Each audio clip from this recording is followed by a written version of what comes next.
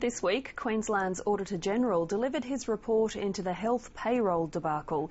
It found a series of failures leading to confusion and cost blowouts. The Queensland Public Sector Union describes it as a catastrophic failure of public administration and has lodged a series of right-to-information requests to try to find out what the Health Minister knew about the problems and when. The Premier is standing by Paul Lucas, but the union is about to wage an unprecedented campaign against him.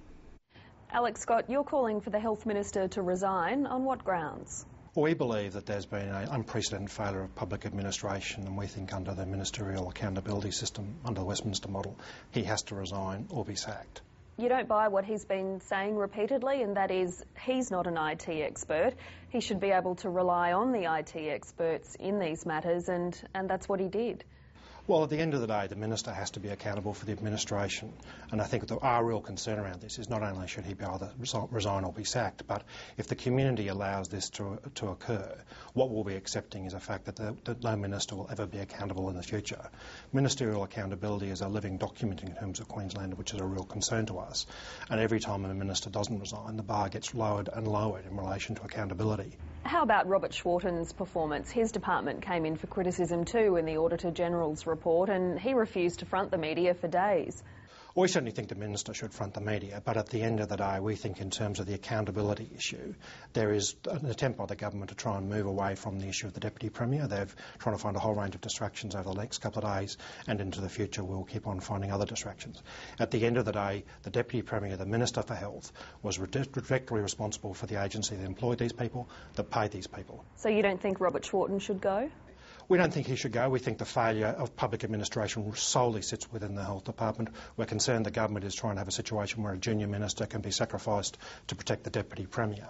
But at the end of the day, this is an issue that sat in Charlotte Street. This is an issue which is within the health portfolio.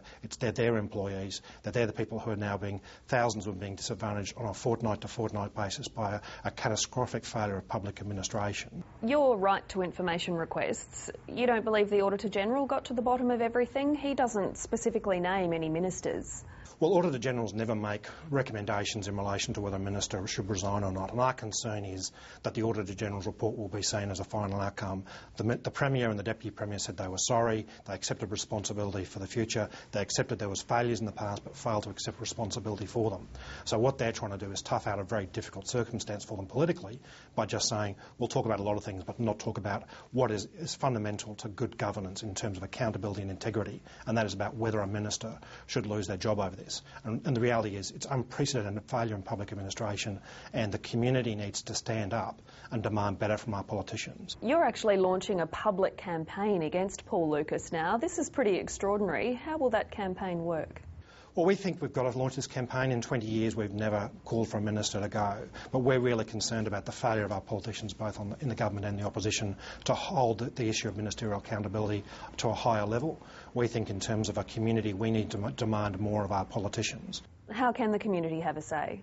Well, what we need to do is give the community a voice, and the website will be launched over the weekend, which will be providing both health workers and the community an opportunity to express their view, because we believe if we can get tens of thousands of Queenslanders to publicly register on the website, that's something that the government can't ignore. To be fair though, you haven't had anything to say in the 4 months that this health payroll debacle has been dragging on. Why has it taken you so long to talk up?